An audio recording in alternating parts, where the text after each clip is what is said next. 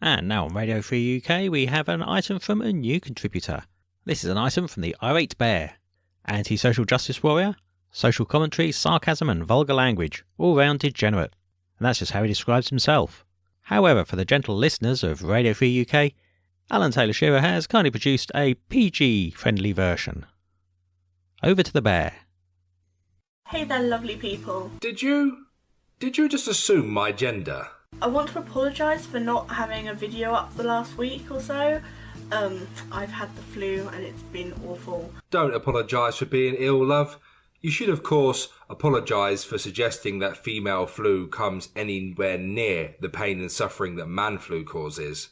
And I also apologise if my voice cracks at all during the video because, yeah, I've still got an awful cough and it sucks. Well, you should consider buying some lozenges, or maybe drinking some honey tea, my dear.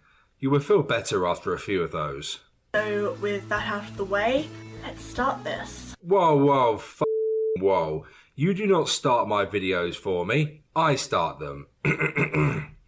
So, without further ado, let's get into this. Let the bodies hit the floor. Let the bodies hit the floor. Let the bodies hit the floor. Let the bodies hit the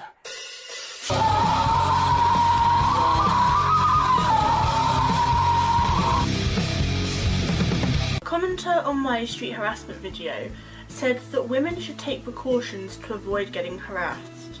Now, firstly, this is a prime example of victim blaming.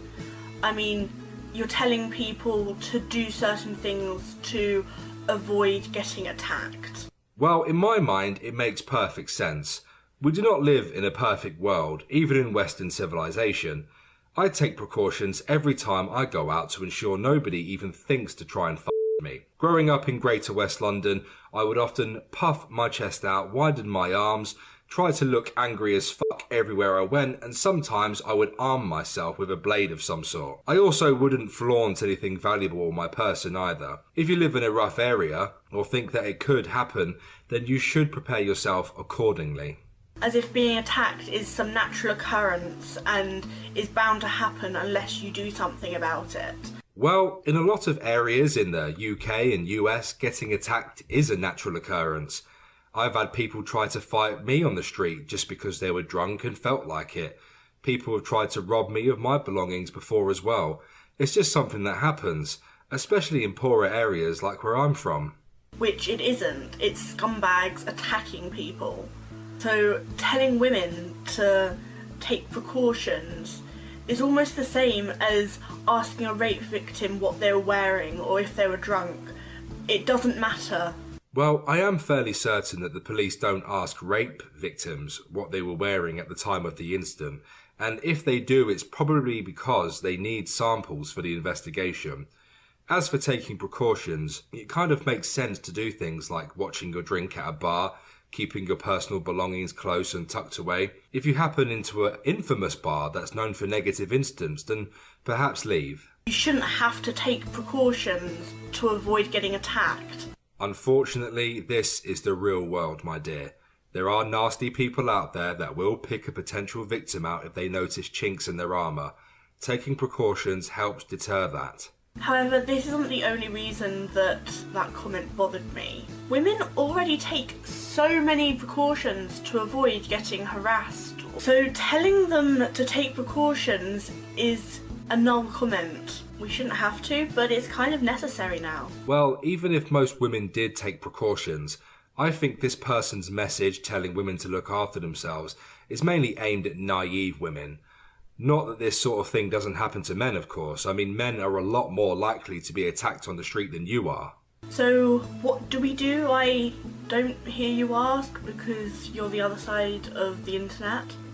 We go to places in groups, like going to a public bathroom, or walking down the street, going shopping. We carry pepper spray and rape whistles with us. Most women don't do any of that. Using examples like going shopping or walking down the street are a bit silly, don't you think, in this particular case? Most of these negative things tend to happen at night whilst out on the town getting drunk.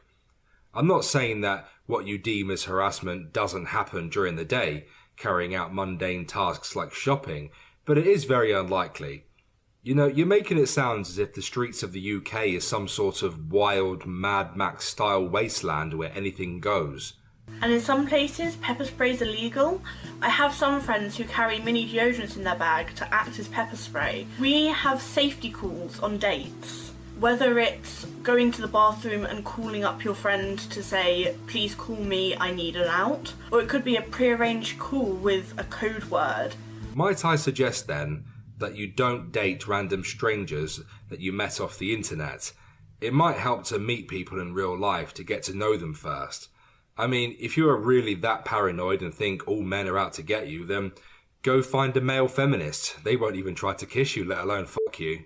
Me and my mum do this all the time when one of us has gone out on a date. You and your mum sound like you have a lot of dates.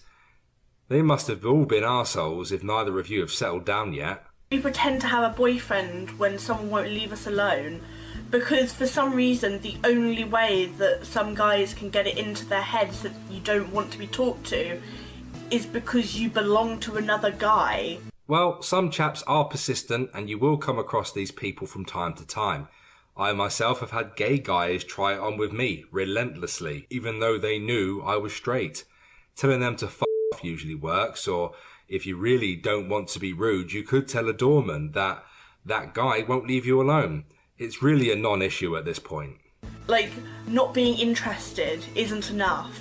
Being a lesbian isn't enough. God, you really do think a lot of yourself, don't you? You know, you could just have a conversation with these people and make out that you're a complete nut job to scare them off. I mean, yeah, it requires a bit of effort, but it could be quite fun as well. Being out with your friends and not looking for anyone isn't enough. You have to go as far as to say, I have a boyfriend, leave me alone, I belong to someone else. I'm fairly sure you don't need to add, I belong to someone else. You could just say, I belong to God, or tell the guy that you're a feminist. That would be enough in my case anyway. Just, if someone isn't interested, leave them the hell alone. As I said before, we don't live in a perfect world. Some guys will persist, especially if they're drunk. Just tell them you're a feminist or enjoy sticking biscuits in your anal cavity. And the last precaution I'm going to talk about today is walking home with your keys between your knuckles. Hey, I do that. I mean, I only have 2 keys, so I place the biggest one between my middle fingers. Good idea, lady. But even with all these precautions and more, women still get harassed, attacked and raped on a regular basis. Yeah, unfortunately these things do happen. However, taking precautions will reduce the likelihood of these incidents from occurring. A visual deterrent works best in my opinion. Generally looking a bit crazy or angry as fuck, visibly placing your keys between your fingers, walking aggressively and quickly, puffing your chest and arms out. If you live in a country where guns are legal and you have open carry legalised, then you can use that as well. If you're someone who says that women wouldn't get harassed if they took these precautions and more, then you're a crappy person. I have never heard anyone say that.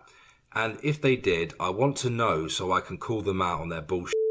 However, I'm calling you out because A, you are suggesting that the world is worse than it is.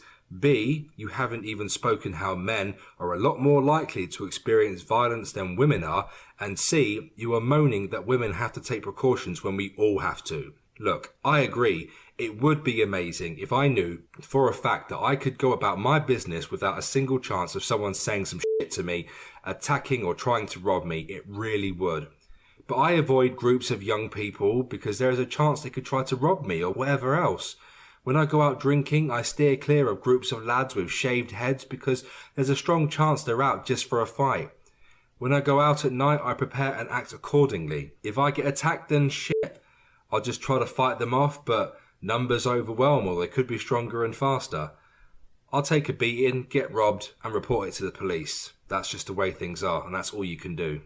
Because not only does it negate all the ways that we already take precautions, it also implies that women who don't take these precautions deserve to get raped or harassed, or they should expect it to happen. Shut your mouth! No problem, Charlie. Shut the up, you c***! It really doesn't. No one would blame you for getting attacked unless you knowingly did something to antagonize another person or persons, or wandered into an area that you knew was infamous for high crime rates. And even then, no one would really blame you, and if they did, then they're arseholes and you don't need them in your life. I'm going to leave some more tips on how to be cautious in the description, because some women don't know all these things, and yeah, I want to help them in case the need ever arises. Well, you gave like 2 tips this entire video.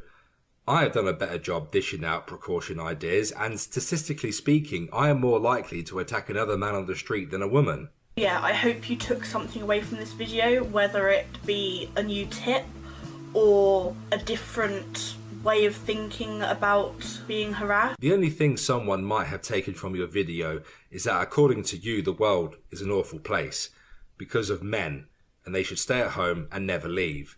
Look, you can't live your life like that. Even if you do live in a high crime area, take my tips. Be aware of your surroundings and try to go about your business. Any other tips that you think I could have added, then please let me know in the comments section or via Twitter or Minds. If you like this video, then make sure you hit that thumbs up button, and if you want more, then please hit the subscribe button. I'll see you guys tomorrow. Peace.